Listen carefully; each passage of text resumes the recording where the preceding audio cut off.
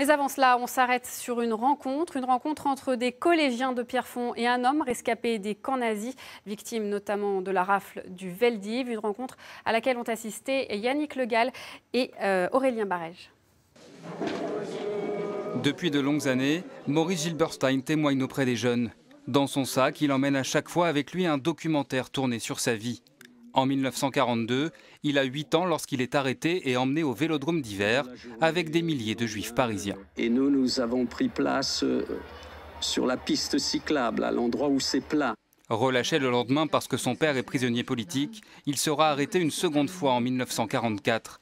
À 10 ans, il est emmené au camp de déportation allemand de Bergen-Belsen, là où décédera Anne Frank, un récit émouvant pour les collégiens.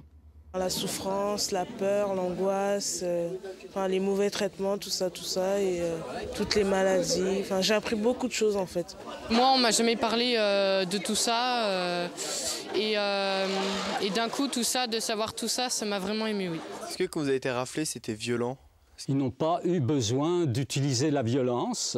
Après la projection, c'est l'heure des questions, un moment souvent difficile pour l'ancien déporté.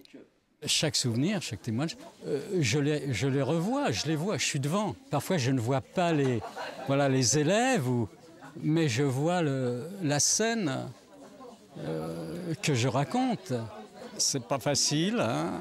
Les témoignages sont parfois durs et il faut quand même un certain temps pour récupérer de chaque témoignage.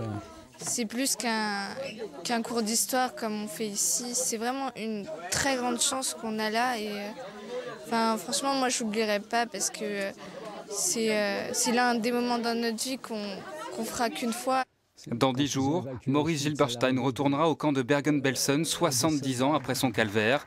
Il sera accompagné pour la première fois de son petit-fils.